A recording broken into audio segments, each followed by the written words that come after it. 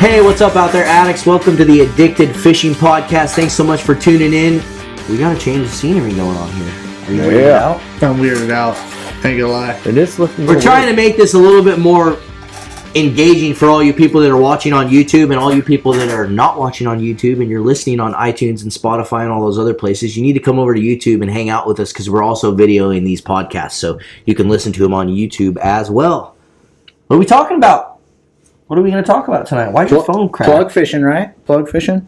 Some plugs? Cam, you don't ever fish any plugs at all for salmon, do you? little high water techniques. Yeah, I don't think so. Do you fish any plugs? When I have to, yeah. Would I have to, but pretty much no. Well, no, I like to, but I like trolling. Yeah. You know? If the conditions allow me to troll, that's what I do. You know why I hate plug fishing? Because you have to get out there early to get all the damn good spots. Oh, I'm not into that's that a anymore. fact, Ever since the 360 Super Series stuff came about, Yep. I like that. Just show up when you want. Good troll. Yeah. Yeah. I was actually talking to Ed about that the other day. You know, it's like back in the day, you used to get up at 2 o'clock in the morning, sleep on an anchor spot. Yep. Like, I just can't do it anymore. Yeah. When you're fishing as many days as we are, waking up that early, it's like, I know Josh, Josh was doing that a bunch. Josh is still doing that the last couple of years for steelhead, and I just been over it. Like, nah, man, I'm good. I'm not trying to go down there. That's a little different because there's 200 spots down there that not enough people know. I don't even talk about that. We're talking about plugs. Yeah, true.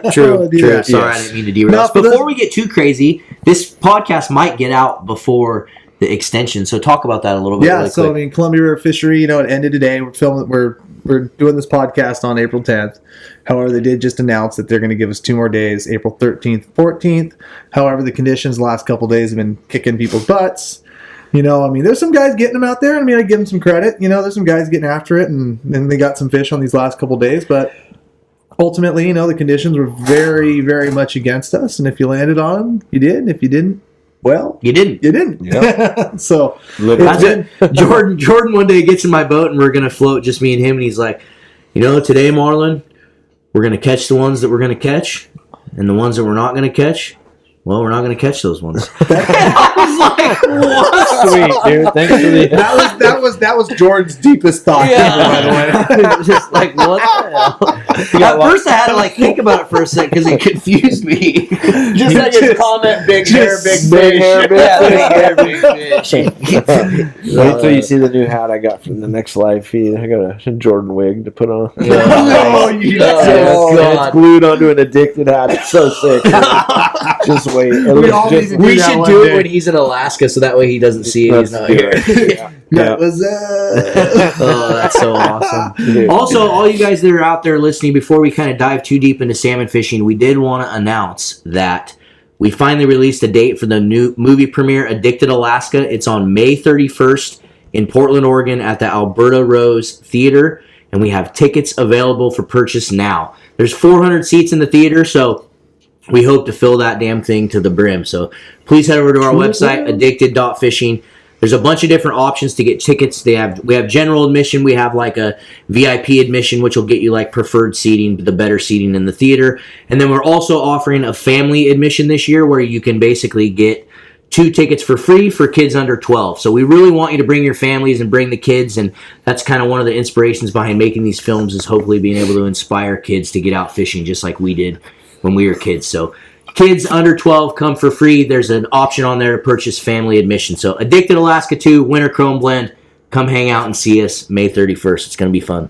It'll be entertaining. It's always fun. Always Can't fun. wait. Yeah. Well, and speaking about plug fishing, there's some pretty epic plug scenes on that. Yeah, there is. There is. There's some pretty We can't epic talk plug about scenes. that much, but there's some insane plug fishing that happens on that film. And like we talked about, if you guys are in our live feeds and our YouTube feeds, or if you're watching on YouTube right now, thanks so much. Don't forget to subscribe. Tap that subscribe button. But like we said, this isn't just your normal movie. You don't sit down and watch a movie and hang out and it's all quiet, and it's a party. We're cheering and clapping, and we're giving away prizes, and I'll be throwing out hats into the audience, and we want people to be stoked and excited and have a good time. There's drinks there, alcohol for the people that are of age to Over drink alcohol. 21. So there'll be food there. They have a full bistro there. It's a cool place, and it's like an old kind of historic theater, really. So I think it'll be fun. It's going to be a good time. And it's cool bigger venue. than the last one. So Yes. all you guys that sit there 3 days before the movie comes out and goes, "Hey man, you got any extra tickets?" And we go, "No, we sold them out." We sold them out. Well, dude. I said this. no, I said don't this do on the this. live feed. There was people at the door asking for tickets, Yeah, to get in. That I'm was like, pretty crazy dude. to see, and that means a lot to us, guys. We're Yeah, not like trying to that's- be cocky or brag about that. We're humble about Yeah, that. very We're excited humbling. and stoked that you guys are that excited to come hang out and see these movies, and that's why we're making them, because it wasn't for you guys supporting them, there wouldn't be any reason for making them. So please keep coming out by the masses and supporting these things, because then we'll keep bringing badass fishing content to you. That's So. right. Yep. We'll do it again. And that movie is badass fishing content. Exactly. To its full. If you are a steelhead angler and you watch that and you don't like enjoy it, then you're just a hater. Period. Like, I'm convinced. And I'm okay with that. I watched the trailer and I do it every day of pretty much every day of the season, and it got me excited. Yeah, I wanted to be right. there. yeah, so awesome. Is your Nope, mic you're messed good. up there? All bud? good, man. Oh yeah, so that's all I'm going to say about Addicted Alaska. Let's talk what these people really want to talk about, and that's like fishing. Yeah, salmon, no. and catching them. Yep, spring season, Columbia 2019. What a joke. What? You caught some Columbia's fish? got fish. I don't know. It's just a weird year. Fish were Right. scattered. Not Yep. very many of them.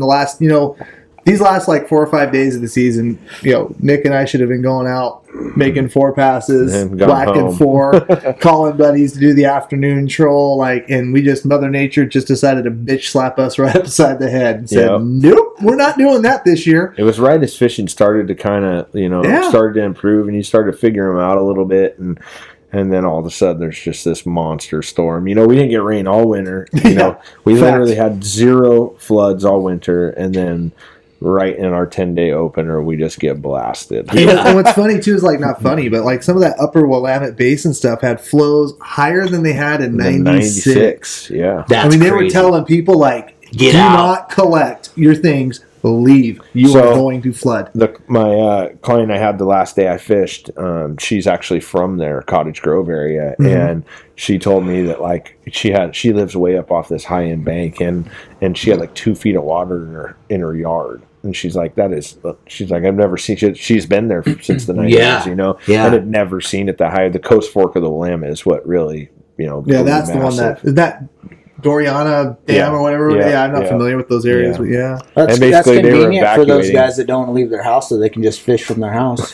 Yeah, you just Right. cast the line out. Put a gill I net in your saw that living room. video. Did you see that video? KAT. Yeah, the video of the jet sledder. Yeah, going across the highway. I mean, and people were freaking out about that. I'm like, we do that every day. Yeah, every day. I mean, Yeah. every day we fish in those currents in the high water and water. Yeah, Yeah. that guy It's like- obviously knew what he was doing. He's It's- probably going to get in trouble, though, for something. I don't know. It looked to I me would like do it. it looked to me like some sort of Well, he needed groceries, dude. research boat or something. didn't it? So someone posted, That looked like one of those little jet boats they use in it was a race boat. But Yeah. you know what the boat's name was?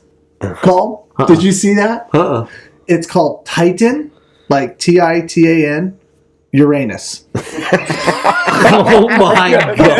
I saw the picture of it. That was on the news? It was, no, that one wasn't on the Oh, news, but damn someone, it. obviously a lot of people, a lot of fishermen, small world, small community. That is it was, funny, I'm dude. dead serious. Did you see that? Oh, so it was like just a normal dude. No, all the people on Fishing Addicts were posting this guy's boat. He's a fisherman, one of the dude. No, He's I'm gonna have to show officially it to you the now. most- So who filmed it? Well, the helicopter filmed it from K2. So the helicopter was just cruising by, Yeah, and he was but like, "Oh my god, that guy's cruising out in his boat!" And he just started filming it. Well, yeah, and then but Folks, then really people tighten are your sharing it. hands. People are sharing it on Fishing Addicts Oh forum. my god! And then other fishermen know him, and they have I'm gonna pull it up right now. There's other people with the Dude, boat. that is the most. That guy's a legend in my book. That guy is Someone a buy freak. him a beer, damn it. Someone buy that guy a beer. That video was epic. I watched it 5 or 6 times. There we He's go. just mobbing. Yeah, I he's do it just too. ripping That'd be around. so fun. Yeah, that was super cool. Titan Uranus around the corner. All right, I'm looking for it right now. Hey, before I forget, let us know if you guys kind of like this new setup. We're going to keep adding to it, probably put some banners in the background. We're going to put a little table in front of us and kind of just make this, hopefully be able to bring fishing lures that we can look and show into the camera and kind of keep adding to it. You can't really see it right here, but you can see. I mean, That's he's got it, it dude. metal plated out. That guy's a It does say savage. that dude. other one get a little closer, but yeah. That is sweet. That's hilarious. It was. He's my It idol. has his name on here, but I don't want to get him in trouble. But So if you're on the he posted podcast and you're wondering and you're listening, we're talking about KTU News posted a video today of a guy basically cruising his boat. The water's so high in the Columbia, he's like ripping it across the highway. Oh my gosh. Oh, wow. Apparently his boat is named Titan Uranus. Titan. Titan. Yeah, Titan. Titan. And if you don't find that funny, Anyways, there's I'm a lot of sorry. water It's this year, funny. folks. And so with a lot of water, and all that water is coming down from the Coast Fork. By the time we get out to the Columbia again for that extension, it's going to be plug fishing time, high water techniques, and we've had a pretty fortunate year. It's been a troll show. Yeah. No questions asked. Out here on our live feeds and our YouTube live feed, we did a bunch of different types of scents for your plugs. We wrapped prawns and sardine and herring and canned tuna and all that good stuff. But, I mean, at the end of the day, we're going to get 2 days on the Columbia, but then we got to go to some of those tributaries. And when do you think, because this podcast will be out before that Willamette clears, when do you think we're going to be fishing in that? If we're lucky, by the 26th, 27th, maybe You're first thinking week 2 of May. solid weeks. It might be longer than 2 weeks. I mean, I was kind of looking at the graphs from the past. Kind of depends on how much more rain we get too, right? That's the big question is are we going to get pummeled again, or are we going to kind of get that drying trend and allow this water to fall out? But if we get like a straight drop and it crests tomorrow, I was kind of looking at the previous trends, and it drops about 1 foot to 2 feet a day, until it gets that lower. And then you got to worry about the turbidity, as that last part of the clearing is all turbidity. So you're waiting for that water clarity to come back, and it could be 3 weeks. I mean, literally we could be looking at the first week of May. Sean, was it you that told me you saw someone anchor fishing out there? Yeah. Yeah. Sturgeon. Must be sturgeon. Yeah. I saw some of the largest logs I've ever seen floating down the river today. I was That's like, scary. oh my God. Yeah. Well, the turbidity right now in the Willamette is 72. Yeah, that's So, good. We fish it at about Well, 8. and So we got a month. we have actually, though, like even when the water was high, we've dropped a GoPro down, and the last 5 feet were actually a lot clearer than it was. You actually than would it be looks. surprised. Yeah. Dude. Well, and that's what I always say is I'll start fishing some of the areas that I fish. I'll start fishing those when the turbidity is still up above what most people would be fishing. You got to change your tactics and that's, Get in tighter. Yeah, get in tight and find some lanes that those fish are going to move in without dealing with a lot of silt and debris and all those things. Everyone gets this idea that what you see on the surface is what happens down below. For steelhead, for example, some of the holes I fish look just, you would never even think to fish them on the surface, but down below it's pretty calm and those fish hold there, So you got to find that type of water and really pick that type of water apart. And that's going to be where our success falls for the next few weeks, I think. And that's what we're talking about. High water, what to do in high water, plug fish, anchor fish, back troll, those type of things. So when it comes to anchor fishing, and we're talking plugs, Cam was showing all the different things to wrap. What's your favorite thing to wrap on a plug? What's your go-to if you pull out a plug, you're going to wrap something on it? So I'm a big tuna guy. I like tuna because I extract the oil from the tuna and then I add whatever I want to the oil. So you can kind of play with it. You're not just getting one scent. You're not stuck in one zone. You really, with unless you're brining sardines or tuna belly or something like that. But canned tuna is so cheap. You can use a lot of it and you can play around. You can mix up a bunch of different bags and you can kind of key on what they're keying in on. And so I like to go the tuna route just for ease of use and, cost effective, and you can really do a lot with it, when you're paying $5 a pack for sardines or $7 whatever they are, $8 a pack, it's like, do you really want to buy 10 packs and make a bunch of different baits for the day? No, not really. It's hard though, because there's been some days where I feel like, man, sardine just really outfished other things. That would be my go-to. I honestly, sardine was my go-to, especially fall fish, but springers I tend to like tuna. Yes, There I was was a just couple going to say times that. with Jerry, dude. I was going to say sardine for summers, but tuna for springers. I don't know what it is. I don't know what it is either. I would say tuna later in the season for me has been really, really hot. But earlier in the season, I think that the fish are a little bit pickier. Yeah. But tuna later on in the season has been killer. Yep. Yeah, and you And will see that. kind of looking back on that day, I remember I had with Jerry when we just absolutely mopped them up on. Yeah, who? It was summer Chinook, so Yeah. and they just were munching the sardine, just munching. Yeah. And I mean, I do different. If I got 6 people in the boat, I'm doing different things. Yeah. And I like to do when I do different baits or different wraps, I like to do them 2, 2, and 2. So I'm spreading them out. You got 2 of the same rods, so you know what's getting bit and what's not. I tried to do the one this, one that, and scatter them, but then I never remember what was on what. And by the end, I'm like, "What'd you get bit on?" And they don't know either. So You don't just taste the little piece of bait that's I just lick the plug. I lick the plug and go, "Oh yeah, that was sardine." So what are some of the other things? Cam, I know you showed basically you did tuna. What'd you do? Prawn, yeah. herring you put on there. Yeah, herring. I mean, prawn is, I think, the most underutilized one. And there's been some days, especially in that late spring, early summer, that's prawn-wrapped plugs really shine. Especially like, your 14 killer fish, stuff like that. I don't know if we're going to get that kind of a fishery this year. With how the compact conversation went with them setting the seasons and what's going to kind of go on, what fish we're going to have for later on that we didn't catch in these early seasons that we might have available later. There might be a pretty good fishery in May. Who knows? Yeah. It kind of depends on the dam counts and all that good stuff at that point. But yeah, that May fishery with some prawn wrapped KF14s work really well. Really well. Yeah. I feel like that water temperature really I think that has a lot decides to do on with what type of scents you're using too, for sure. Yeah, and I always find that once they key in on something, it's and that's my thing with scent. That's why I always have a hard time. I was talking about this on the live feed, but dude, once you start with a scent and you get it on you, and if it's something they're not eating that day, you're toast. So I'm real careful with it. I put on gloves and put one rod out and kind of just do a test rod until you find the scent that they want, but. So that's what Steve, every time Steve from Procure, talks a lot about scents, that's what he always says is he's like, I always just start my program out. Everyone's got different scents. And then if that guy gets a fish on the scent, everyone still has different scents. As soon as he gets another fish on the scent, everyone goes to that scent. I always say it's the 2 fish rule. Yeah. One is kind of a shot in the dark, but 2 is becoming a pattern. Yeah. And you kind of just let it roll from there. And then 3, you mop up on everyone around you. 3, you start to switch everything. Yeah. And it's game on, I don't know about you guys, but do you guys run one plug that's just bare, no scent? Because I've done decently with doing that also. I have a guy, I know this guy, and that's all he runs. But he does use scents, and he does some of his own little creations and stuff, but he swears that it will outproduce, and he catches a ton of fish on plugs, but I don't know. I'm a wrap guy, man. I like to have some type of I don't even know if it makes sense. I kind of feel like if a fish comes up behind your plug, it's gonna be a biter. It's gonna eat it regardless. But I just have that feeling. It makes me feel more confident. That when a fish is gonna come up behind it, it's gonna eat it with that scent, or for just sure. something to trigger it in on or sense in on. But.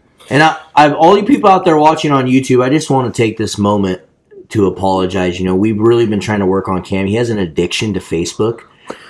So we've been trying hard to get him to stop scrolling, but he just can't stop. Dude. Every time he'll put his phone in there and he's just scrolling. It doesn't matter what you're looking at. I just showed him what I'm looking at, though. I'm getting content for this podcast. I'm literally. Yeah. How else would I show you Titan my anus or Uranus? That's true. I respect you for that one, but everything else, you're addicted. But hey, don't forget, subscribe if you're on YouTube, guys. Like I said, we're going to try to make these podcasts a lot more immersive. Hopefully bring in some lures that we can show on camera and just talk about them and do a lot more of those kind of things. So before I was looking at a rot that I was actually looking at some of the river levels and I saw you turbidity in Vancouver.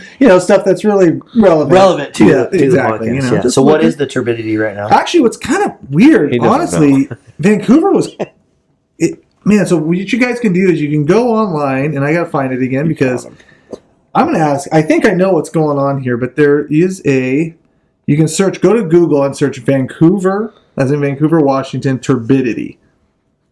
And what you can see is what they have a gauge, just like they have on the Willamette. Just the USGS does? Yeah, and it can determine, basically what your visibility is in the water. And what was kind of crazy about it is it starts below 10 like all week, and then it hops up to 20, drops back down to about 15, spikes to 40, then drops back down to about 15 and holds. And if it's at 15, it's totally fishable.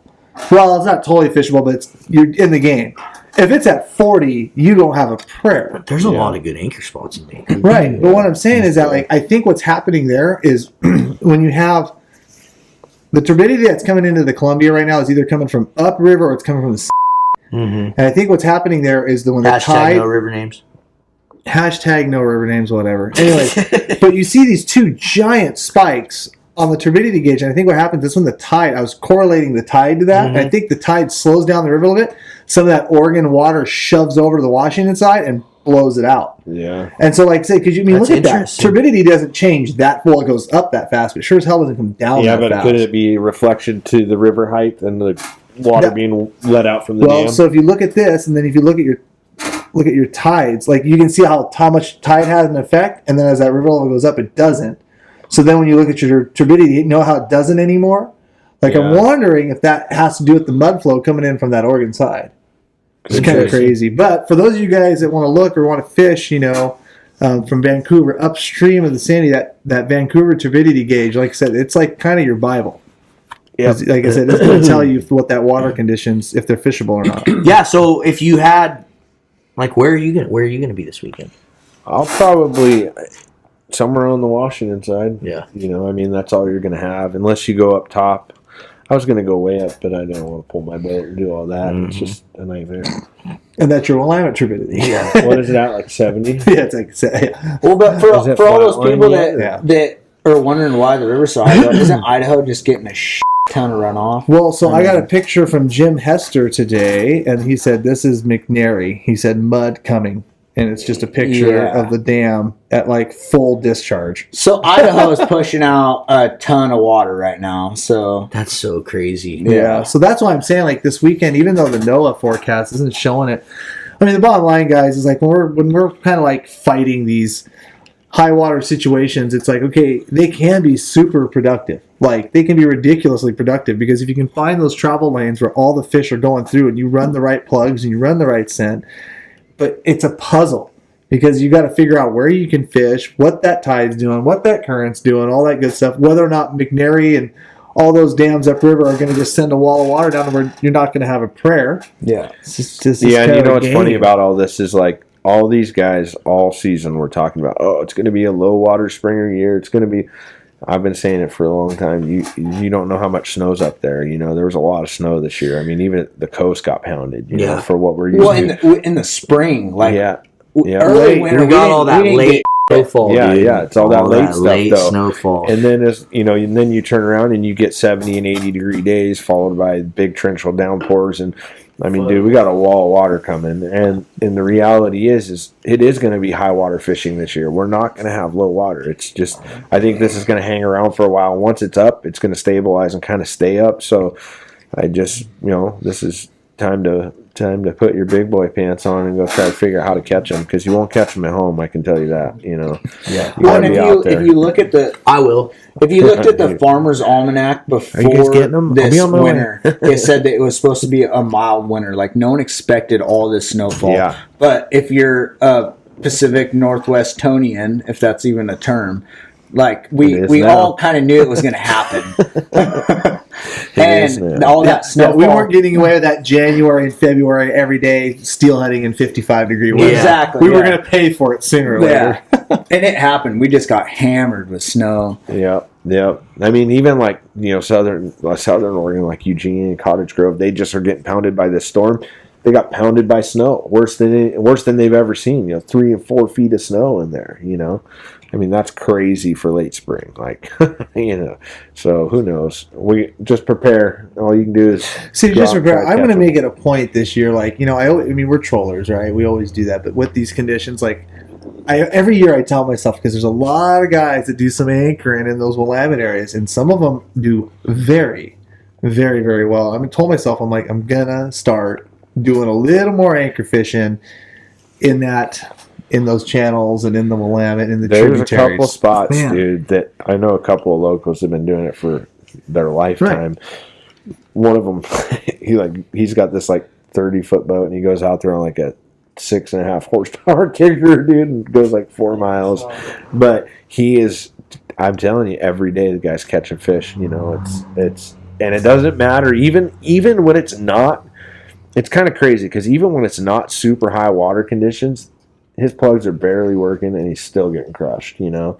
And so there's some really good anchor spots out there, and it's just and it's just hard to you know, you got to be really you know, set in your ways to go out there and really do it. Yeah, put some time in on that. Well, yeah, because you know you're gonna see these good days pop up, a guy's trolling, and then it's like you got to stick to your game plan. You know, if you have a game plan, go with it, and you know, make it pay off. There's a lot of research that goes into figuring out that you know, the Willamette, and because it's a weird fishery. You know, it's a dark water, not a lot of current. It's a kind of a weird. I took the whole month of May off to be right on your ass. Perfect. You can be in my boat. You gonna bring popcorn? Yeah. I'm gonna bring popcorn and like 700 flashes because that's how many I'll lose trying to follow. You don't want to follow me. I got some dirty tactics. I drove over the Willamette today, and there was like 500 million logs that were floating down that river. So yeah, be prepared to lose some gear. Yeah, so Nick has a tactic where he likes to get into these troll lanes, and then he'll catch fish in these troll lanes. But what people don't realize is he's having his clients constantly reel up and drop their baits back down. So he's like, "Hey guys, reel them up to 10. All right, drop them down to 15. Yep. Reel them up to 5. Reel them up to 2. Reel it all the way to the surface." Yep.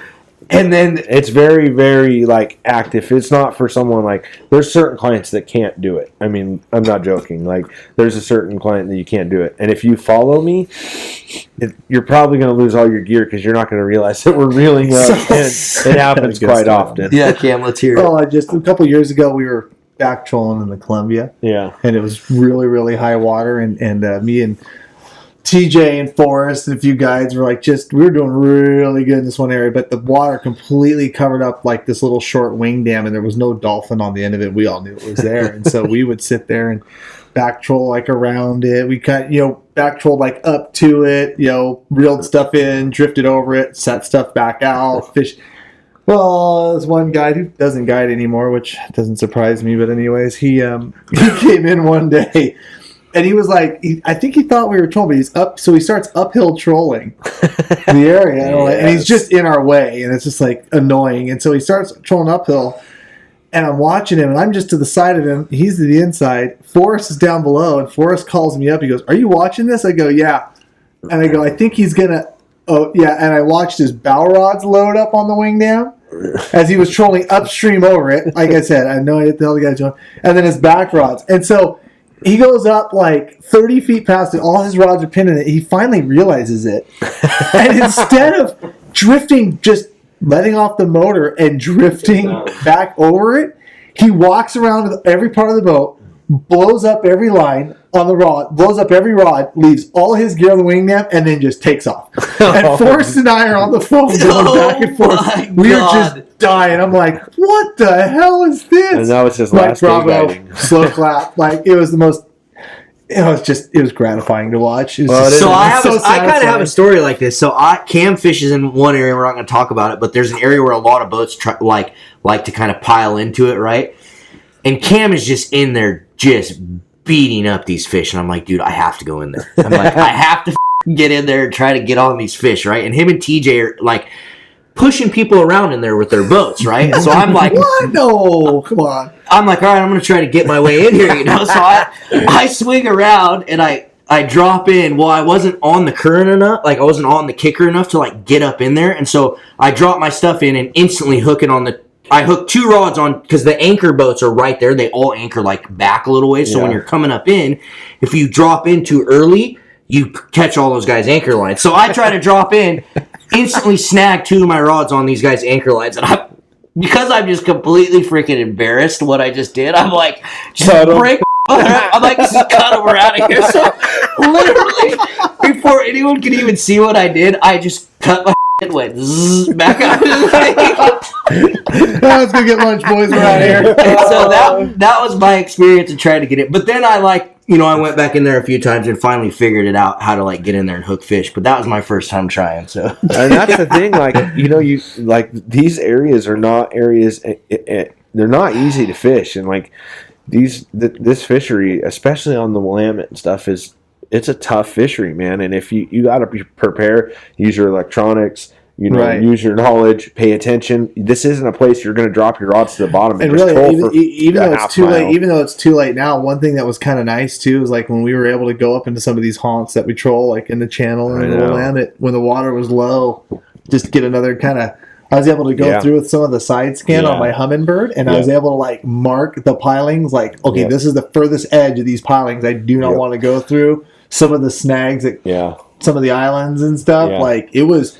So I kind of spent a couple days going through there, and it's going to pay off. Well, what I did is I spent a week straight, and there's 5 or 6 little flats that I like, and I took a week straight, and I went up, and every day I went up and I motored, and I just graphed the bottom and found big snags and watched the pilings and looked at them, and I found those. But it's what people don't realize, and the things like people don't pay attention to is sets of pilings are evenly spaced, right? So you're going to have piling 12 feet, piling 12 feet, piling 12 feet, so on and so forth.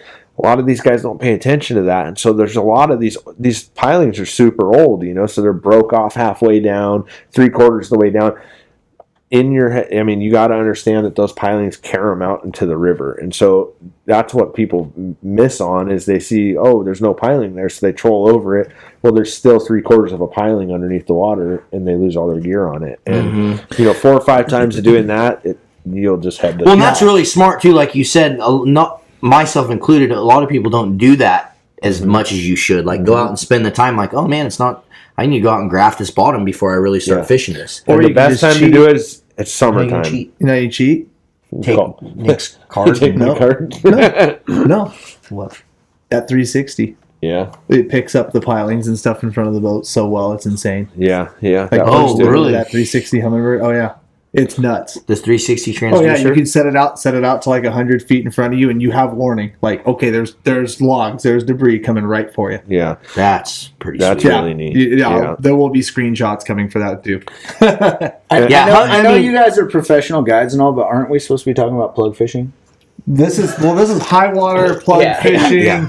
This is kind of all trolling. This is pretty much going to be like how our late fishery is what we're thinking about. It was kind of plug centric, but we're just talking more high water springer. I think like these guys said, the rest of the season is going to be high water, so we're just kind of talking all different tactics high water. So yes, but you're right, Sean. No, you're right. Plugs. But I will say one thing I'm downhill troll my plugs. Before we get off this topic, though, be safe out there too, man. There's a lot of crazy stuff in that river that will eat. I mean. There was a boat pulling out at Vancouver. A buddy saw he had two outboards, but only one out drive. Yeah, I saw a guy hit a big stump in the Columbia. Well, I didn't see it happen, but I saw the log was just torched. I mean, it was barely, you could see the top of it. Like, you ain't going up in the dark, I can tell you that. But just be safe, man. Stay middle channel. There's stuff everywhere. There's going to be new stuff from this flood. And see, Nick's just saying stay middle channel so you stay out of his trolls. I troll pretty tight. I'm talking about when you're running, ladies. What was so funny was a couple years ago, I remember, dude, I got like 3 or 4 text messages, a couple messages, like everyone thought Popoff was twitching up springers in the channel because he strategically placed a coho like twitching jig in the background of one of his pictures just to make everyone like think. No, the caption was that I wrote, it's think outside the box. Yeah, the captain was like think outside the box. Then he had like strategically placed it in the background of like all these fish. Dude, and the last 2 weeks too, he had just been murdering them and posting all these pictures. And so I remember everyone was hitting me up about it. Dude, I had so many people be like, dude, are you seriously twitching in the Willamette? I'm like, dude. I just run twitching jigs behind my 360s. That's what I did, dude. That hair, dude, destroys them. Shush! Oh my gosh! Why are you giving away secrets, dude? Wait till we see the new twitching jigs. So talk about. Did you just give away a little secret? No. Shh. Talk about Cam, like you talked a little bit about like talk more back trolling stuff, like getting into. I like it. I mean, it's just something different. And last couple of years. Oh, geez, sorry, I hit the mic, guys. The last couple of years, it's been real productive. But man, I just couldn't. I couldn't get on them on the old back troll in the Columbia the last couple of days, and I don't think it's because I feel like if you went out this weekend and did it, you'd mash it. Yeah, and maybe, but one thing I noticed, one thing that was very strange and odd is we were fishing a rising river the last 4 or 5 days on the Columbia, and the fish were like shotgunning over these flats. They were not. They were like completely scattered about. They were not in like travel lanes. You would sit there and the water's high, it's murky, you'd catch a couple fish or see a couple fish caught 11, 12 feet of water like they're supposed to be. And then you'd look and there'd be some Guggen out there trolling at 3.5 miles an hour and 40 feet of water. And you'd look, he'd be all by his lonesome out there in the middle and he'd get one. And you'd be like, what the hell? And you're like, oh, okay, well. And then like the inconsistency, the few fish that were there were scattered. Yes, very like much it so. wasn't light them up and tee off on them like it had been in the years past. And so one thing nice about back trolling versus anchor fishing is you can kind of adjust. Like you can kind of watch what's going on around you. You can just be sitting there working 15 feet of water or working the seam line or working this area. You see a couple fish a little deeper, you can kind of slide out. You can kind of really work it around. But shoot, I couldn't get on them. Couldn't get on them. And so, I mean, I like the technique as far as using it in the Willamette, in some of the tributaries as it gets up here. Unfortunately, with the high Columbia, we lose a lot of the current stuff in the Willamette. I don't usually play the old waterfall game too much up there because I just can't stand feeding seals. Yeah. Dude, last year I seen you mop them up back trolling, so I don't even believe you. Yeah, no. I'm just saying though. This year I couldn't get on them. Whatever. I mean, it's what it is. I watched him do it. Yeah, I was trying. Trust me, I wanted to kill him. Trust me. I think that there was just the fish are just like. I just don't think they were here yet. Yeah, and the situation was like it didn't play into our favor. Big rising river, big storms, and we had all those crazy fronts coming through. Sunday. No, if I go out, barometer I up, can't down. Saturday because Saturday I got a cooking trip. But man, if I go out Sunday, this next podcast, you might be hearing an epic back troll bite because those rods are rigged and ready to go. Yeah. Yeah. Yep, I agree. We'll see. Or I might completely suck. But once Never again, happens. Oh. Yeah. Even the peanut gallery was like, and the crowd goes wild. Swanson and Where's Swanson? Where's Swanson at? The game. Yeah, Swanson's been pretty damn consistent this year. He's got on some fish. Dude, he's caught one first pass every day. yeah, he's like the first. I'm gonna call him One Fish Swanson. One fish wonder. But you want to know what? Fish wonder. Hey, Mikey, you're He's not pretty in good. this podcast. I'm not, but Mikey's never touched a springer in his life. I haven't. I mean, I've touched mine. I've been, inexcusable, and I had very good luck. It's either who I roll. We need a with fifth or microphone now. Just throwing it out We gotta there. have Mikey on a fishing. Yeah, podcast. we'll have Mikey. You guys can hear Mikey a little bit in the background. We'll bring him onto a podcast here soon enough. I'm that one-hit wonder kind of come out guy. What? So talking high water tactics. So like with plug fishing. So are you guys running the stock trebles that come on your plugs? Or are you guys switching out to sidewashes, or what are you guys doing for that? I switch my trebles out. I don't like the sidewash. I mean, I don't know. Everyone says that there's no perfect way to run a plug. I mean, in my opinion, you're going to lose fish, miss fish. It doesn't matter what hook you use. I just put standard treble with a little drop back swivel on it. But I do remove the belly hook a lot of times. So just You one remove the treble. belly hook. What's that? You remove the belly Just has hook. one Sometimes. treble. Or one sidewash, one or the other. But there were these crazy hooks this dude gave me, and I don't know what they were, but they had like a backwards barb on them. Have you ever seen those? Like, no, but the barb comes off the top. And I had it on my one plug that he sent me like that, and dude, those hooks were money. I don't know what they are. You know who it was. Yeah, it was money. But I can't They find weren't as those good hooks. as Mustad.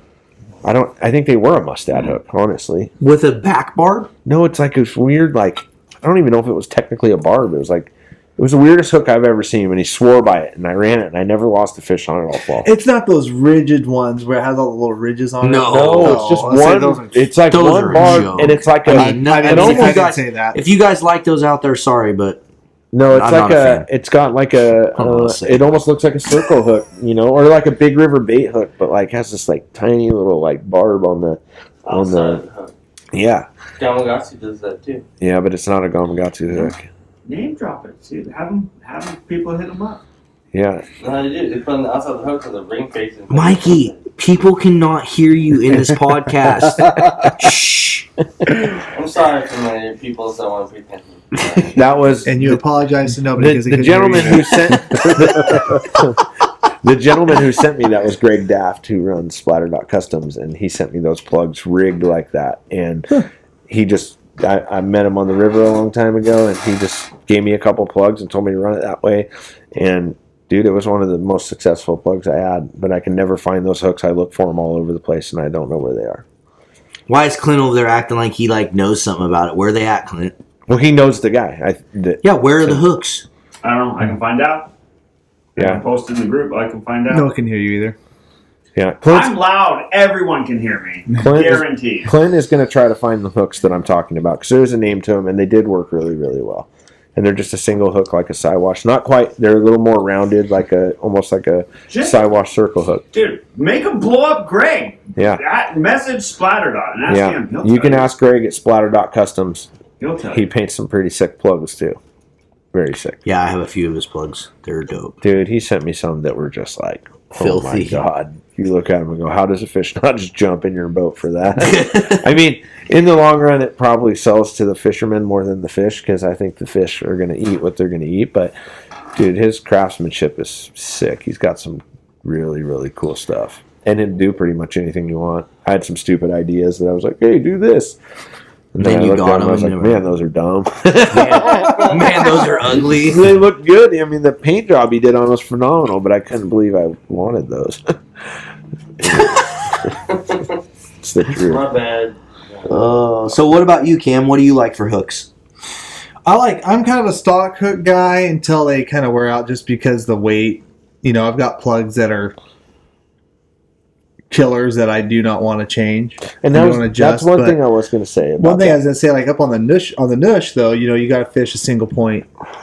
So there was a lot, you know, and I got to give a lot Bob Kratzer a lot of credit because I thought I knew plugs, especially, you know, kind of my game down here where we can use two hooks. Well, you go start playing that single Siwash game. There's a lot more to it, you know, as far as like, you know, bending the offset in the hook and the eyes and how you run your drags and like what you're trying to achieve, like how you're balancing the plug on, you know, putting stuff on the belly. Like that's why I was kind of surprised to hear you remove the belly, but then again you hang it back. So I don't really know. I mean, Yeah. and when you have those plug, and it's funny because like when you go up there and you're in that much of a target rich environment, you know, bad plug will still catch 10 fish a day. But a good plug will But catch a good 50. plug, exactly, will catch 50, and Yeah. it will be over. And when you have, you know, hundreds of fish stacked behind you in a little gravel rift that goes from 2 feet to 6 feet, Yeah. and you're just sitting there backing those plugs down one day, you can really figure out which ones they choose. And so there was a lot, you know, there was a lot to it, and a lot to keeping, like, I mean, like our landing ratios, bite to land on killer fish was like 85-90% with a single hook Damn. because of how you fished it versus, you know, necessarily the hook. The hook, yeah. You know, and so it's kind of, it's a big puzzle piece. And unfortunately down here Springer fishing, we don't get to play that game. And I'm kind of, and the thing is, like, it's so stupid because I'm setting my ways. Like, okay, Yeah. I've had these killer fish now for a shoot ever since they've been out, and I don't want to change them.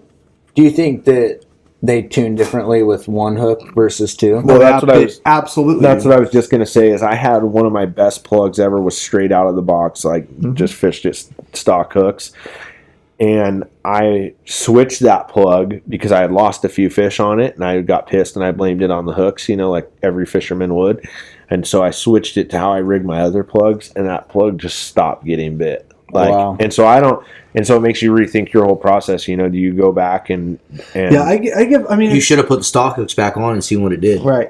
Yeah, that's probably true. Yeah, and see, like I said, I'll give a plug. I mean, where it's I think I applicable threw and him in where the it's goddamn legal. river when I did I'll that. give the plug a chance, and I mean, but it's kind of dumb because then, you know, when we go up there, all I'm saying is that if a plug that works great with double treble may not work, it doesn't seem to work maybe as well with the single side wash. But if you start all your plugs, like if you have 50 plugs, and like just like I did on the Nush, you go up there with 50 plugs, and you're like, start them all single single side. That's You're your still gonna baseline. find your workers, yeah. Exactly. Mm-hmm. And you did.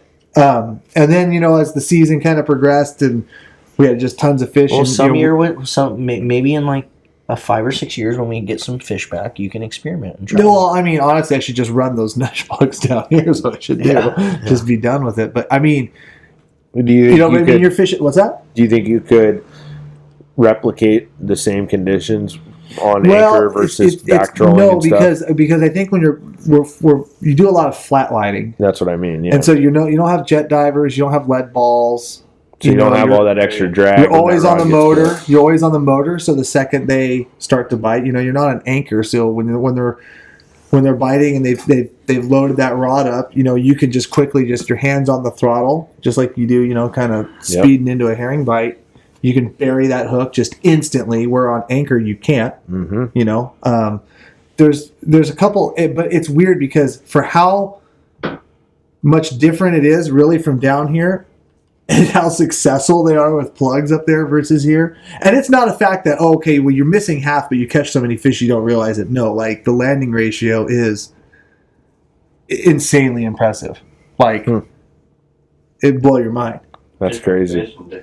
Yeah, and I think the water's faster. The water's faster too. It's, So that's you're another flatlining, thing. and what's that? That's another thing. Like Yeah. we're fishing a lot of the anchor spots. Yeah, We fish, that kind of especially in like the meandering Willamette. water. You get that slow ass water that Yep. just kind of like you're So- almost barely working your plugs, and those fish eat it, and there's not enough current to set the hook for you, so those fish are swimming around. Yep, with they your get plug. spiked. They throw it out of their face Yep. real quick. They're gone. You know, that's why you see that triple pump. And you know, like I said, So you that's get why I said 25 ultimate. bites and land 5. You know, It's Right, like- and I think it's just apples and oranges. As much as like it's still plug fishing, it's just not the same. I mean, it's completely different. that's what I mean. You can't replicate off Yeah. of something done on a fast moving river where you're back trolling. Fast shot. I mean, the deepest to an spots we were anchor. fishing most of the time were like 6-7 feet. Yeah, and then Fish you some go 10-foot stuff, but it's still anchor in ripping. 15 to 25 feet, Right. and In a Yeah, muddy- everything's so much different. yeah, it's just it's apples to oranges at Well, that I point. remember a day though that Marlon and Cameron limited their boat, and we all had about the same amount of hookups, but Marlon and Cameron limited their boat, and we probably landed 2 compared to their 6. And I thought that we were doing the same thing, and so I don't know. I don't know if That's a small sample size though, because everybody's had those days where you're like, summer Chinooking on the Columbia, and you're like with plugs, and you're like 2 for 12 or something, and then the next day you go out and you're 6 for 7 or something. Yeah. Like, I think everyone's had those days. You got to look at stuff like you can't look at stuff for like you can't look at bite to bite or day to day. You got to look at stuff over a whole season. Mm-hmm. Yeah, absolutely, because that's how you can pattern them a lot easier. And that's how we develop addicted products too, boys and girls. Anyways. Shameless little pitch there. Shameless little pitch there. We Everything- spend a lot of time on the damn water. Everything That's that true. we come out with and try to do, we try to make sure that it's right and it's stuff that we want to use too. So Yeah. And we Well- spend whole seasons doing it. exactly. and I have Yeah. seen it tenfold just destroy other people fishing. Like Bob Walker, for instance, that's a fine example. Oh geez, and with that being said, we're gonna end it. We're gonna end it on a slap to Ball I was Walker. going to say, now we're all cursed. We will not catch one stringer on this extension, Nick. We might as well just go kokanee fishing, bud. I wasn't part of that. I was over here in my own little area, minding my own business. Oh, well, thanks so much for tuning in, everyone. Like always, if you're on YouTube, don't forget to please tap that subscribe button, comment below, share this out there. And if you're on all the other platforms, please leave us a review. Let us know how you guys are liking these podcasts. Let us know what you think about the new set. We're gonna, like I said, we're gonna keep adding to it, making it a lot more immersive for the video portion of this. So thanks so much for tuning in, and we'll see you guys on the river. Later, On the guys. water.